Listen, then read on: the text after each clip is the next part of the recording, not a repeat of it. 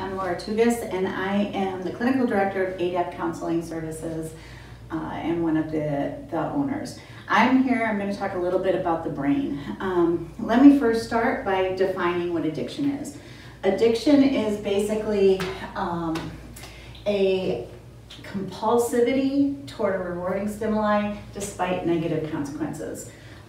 So you keep doing something even though there's negative consequences. Basically, the simple terms, if it's causing problems in your life, it's a problem. It's very simple. The SAMHSA tells us that 95% of people who have addictions do not believe that their use is causing a problem. Why is that? In part, it's because addiction it's not a quick thing. It happens over time. So you have, you start out and it progresses, and it's a slow progression. Nobody knows how long it is. It's different for everybody. So you might have, you don't smoke your first joint one day and then the next day you're shooting up heroin and having all kinds of consequences. That's not how addiction works. When you're diagnosing addiction, there is mild, moderate, and severe. In ADAP is an outpatient treatment facility, so most of the people that we see in this treatment facility is more in the moderate range. If someone is diagnosed with a severe addiction, they usually end up in a higher level of care, such as residential. How do they even get to treatment? Why go to treatment if you don't believe you have a problem?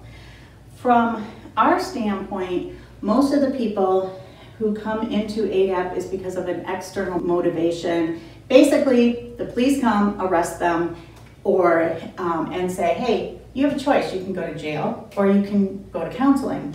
Or maybe a loved one says, you need to go to counseling, or you're gonna get kicked out of the house. Or maybe DCF comes in and says, hey, you're gonna lose your kids, or you can go to counseling. Maybe your job says, if you don't get counseling, you're gonna be fired. There is some kind of external motivation that is saying, hey, do this. The client at that point doesn't believe that he or she really has a problem. Not all clients, some clients come in and recognize. We have a question that we ask everybody when they first come in. Do you believe that you are a normal user? Do you believe you have a problem or abuse your drug of choice? Or do you believe you're dependent on it? Almost everybody says they are a normal user when they first come in. One of the reasons, though, people when they come in and in addition to the addiction just being a progression and very slow, one of the other reasons is your brain changes in addiction. I'm going to talk just about 3 areas of the brain. So the first area of the brain is the prefrontal cortex. The prefrontal cortex is our decision-making part of the brain. Now, your prefrontal sends messages to your nucleus accumbens. Your nucleus accumbens is basically your reward circuit. So the nucleus accumbens then sends a message to the dorsal striatum. The dorsal striatum is our habit formation part of our brain. So it also is our compulsion, it also has our drives in it. So let's say, for example, you pick up a book, you read, you don't think about what sound a bee makes, you just know it. The more you use this, the more you create pathways in your brain. So then this becomes habitual. You don't have to think about it anymore. So I grew up in northern Michigan.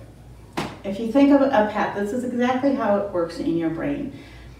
We would come out in the middle of winter and there'd be snow up to here. So you open your door, you can't even get out because there's snow way up, So you take your shovel and you're shoveling. And that's like when you're learning in the very beginning, you have this narrow little pathway you're walking down. The more you shovel, the more you use that pathway, the more ingrained it gets. So now, you're shoveling another section, so it's getting a little wider. You're walking on it. The snow is matting down. Now you take your snow blower and you're blowing snow. It's getting wider and wider and wider. So pretty soon, you just don't have to think about it anymore. When our body naturally releases dopamine.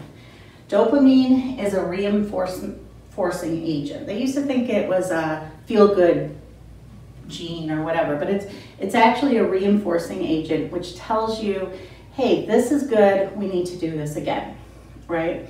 So our body has has a set point. The normal set point for dopamine is 60 nanograms per deciliter.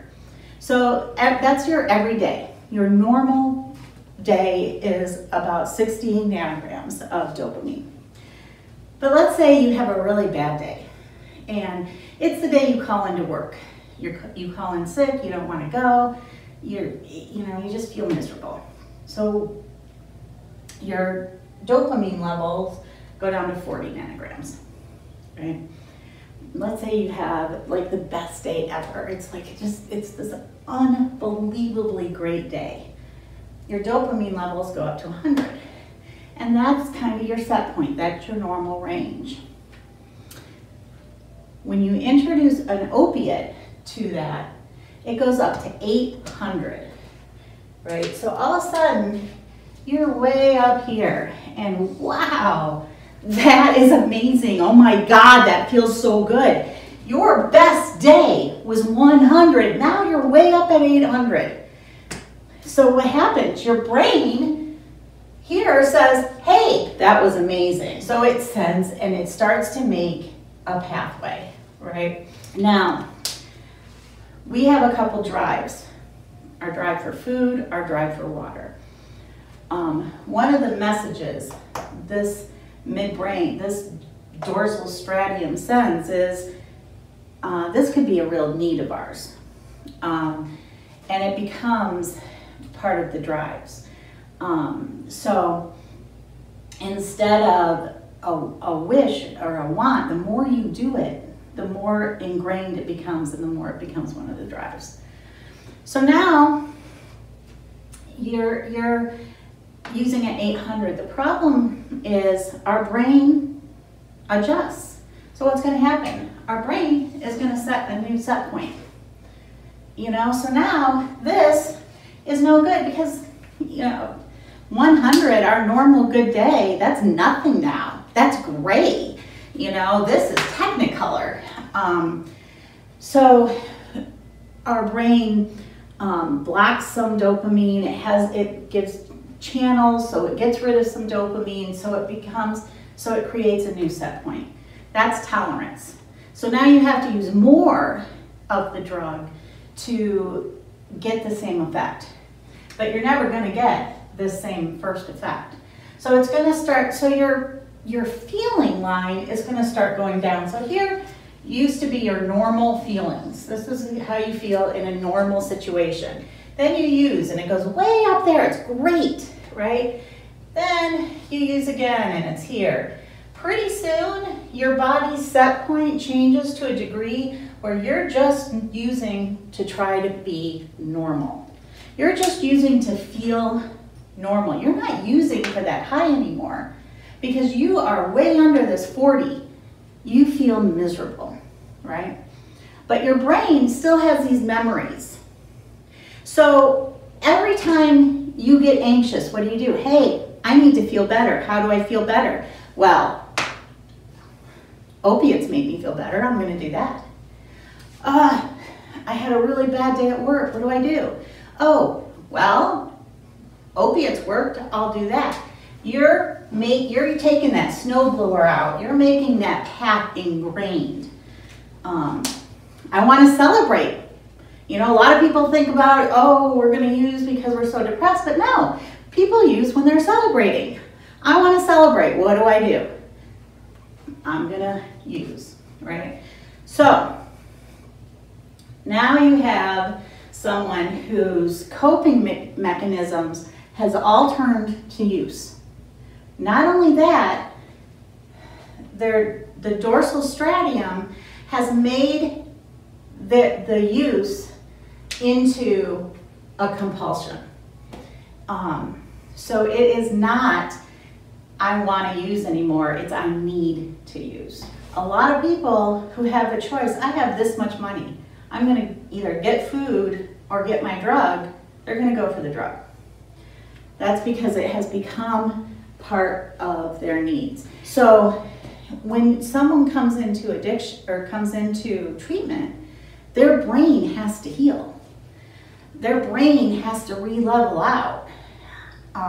They're feeling miserable pretty much all the time. Their brain, starts to adjust. And that's one aspect of it. Someone in group the other day told me stop not using was the easy part. That's only one aspect of it. They have created pathways in their brain where everything they do, every way they respond to a situation, they respond by using. So not only is there this great path that's been dug out of the snow that they can walk on. In treatment, we're saying, no, you got to walk down the middle of the snowbank and dig another path. So in treatment, what are some things that we attempt to do? The first thing that we have to do is challenge distorted thinking. I had someone the other day who came in and said they were a better mother because they were on meth. And the reason, the thought process behind it was they had energy. So they could play with their kids, she could do the dishes, she could clean the house, she had energy. But what she was thinking of is when she was going off the meth, all the withdrawal symptoms, all the misery she felt. So she was either using and had energy, or she wasn't using and she was in withdrawal symptoms and she wasn't a good mom. Challenging the distorted thinking, having clients recognize, because clients tend to think their use is the solution to the problem, not the problem itself. I had a bad day at work, I'm stressed, I'm going to use, that's going to calm me down. That's the solution to my problem, not my use is causing problems at work. So that first part has to get switched. If somebody comes into treatment saying, which SAMHSA said 95% of people do, come into treatment and think they don't have a problem with addiction, and they never figure out that they do, why would they leave treatment and have those changes stick? Because it's not a problem for them, so they're not going to. So the first step is to really challenge their thinking and really get them to be honest with themselves. Next in treatment, we want to gain insight into what was going on to cause your use, what their motivations were. Did they use when they were bored? Did they use when they were upset? Did they use just to celebrate? What were the motivations of their use? And kind of tied in with that is identifying triggers. You want to identify triggers and make plans. Ideally, you avoid triggers altogether, but sometimes you can't. So if you can avoid the trigger, you need to make a plan on what you're going to do with the craving when it happens. Knowing the trigger is important, so you can go around it, or you can make a plan. Next in treatment, you have to learn coping skills. Now, some people started using later in life, and they know coping skills. They just have to revisit them, and that's a whole lot easier. Some people started using when they were very young, and they never learned coping skills. So you need to learn coping skills and problem-solving techniques, and how to calm down. They say it takes a person between 18 and 254 days to create a habit. And the average amount of time is 66 days.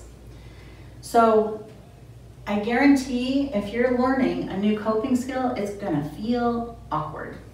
And it's gonna feel awkward when you practice it, and you need to practice it for at least 66 days before it becomes normal. Often people come into treatment and they have traumas from their past. And they need to face fears, and they need to face their traumas, because use is just trying to help them forget. And if they don't deal with it, they're going to go back to using. And finally, you need to have a support system.